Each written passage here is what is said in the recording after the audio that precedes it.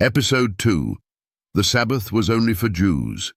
Refuted by God's eternal covenant. Another widespread argument from Sunday keepers is this: the Sabbath was only for the Jews. Christians don't need to keep it. This claim crumbles under the weight of Scripture and logic. Not only is it not found anywhere in the Bible, but it also contradicts the very foundation of God's character and His eternal covenant. Let's begin where the Sabbath began, in Eden. Before there was ever a Jew, before sin, before Moses, before Sinai. And God blessed the seventh day and sanctified it, because that in it He had rested from all His work. Genesis 2:3. There were no Israelites in Genesis, no Hebrew nation, just mankind. And God sanctified the seventh day for humanity, not just for one nation. Now consider this question. Challenge number 1. If the Sabbath was only for the Jews, why did God bless and sanctify it at creation, before Abraham, Moses, or the Jewish nation existed? When God gave the Sabbath in the 10 Commandments, He didn't say, "This is for Jews only." Instead, He said, "The seventh day is the Sabbath of the Lord thy God. For in 6 days the Lord made heaven and earth." Exodus 20:10-11. The commandment doesn't point back to Jewish history. It points back to creation. Let's press this with more questions. Challenge number 2. Why does the 4th commandment refer to creation, not the Exodus? Why does it say, "the Sabbath of the Lord," not the Sabbath of the Jews? In Isaiah 56, God speaks of strangers, non-Jews, who join themselves to the Lord. And what is the requirement He highlights? "Everyone that keepeth the Sabbath from polluting it, and taketh hold of my covenant." Isaiah 56:6.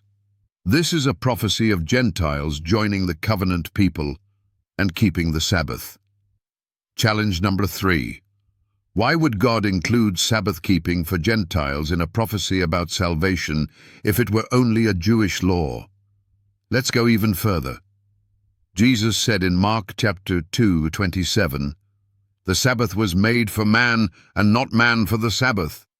The Greek word for man is anthropos, which means mankind, not Jewish people. Challenge number 4. Why did Jesus say the Sabbath was made for mankind if it was only meant for a single nation? The logic of the Jewish Sabbath argument collapses when we see how the Sabbath was given at creation for all humanity, reaffirmed at Sinai for God's people, kept by Jesus, Paul, and the early church, prophesied in Isaiah 66:23 to be kept in the new earth by all flesh. Now let's illustrate it. Imagine a law against stealing and someone says, "Oh, that law was only for Jews."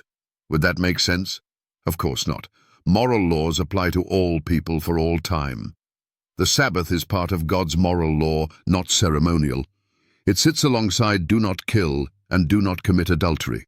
No Christian says those commands are only for Jews. Yet many want to cut out the 4th commandment as if God accidentally put it there. But God said, "I am the Lord, I change not." Malachi 3:6. And Jesus said, "Till heaven and earth pass, one jot or one tittle shall in no wise pass from the law." Matthew chapter 5:18. The Sabbath was never Jewish. It was always God's, and it always will be. Final challenge for episode 2. If the Sabbath is only for Jews, why will all flesh worship God on the Sabbath in the new earth? Isaiah 66:23. You can't twist that. You can't erase that.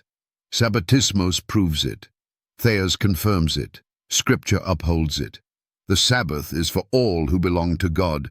Rejecting it isn't just rejecting a day, it's rejecting God's eternal covenant.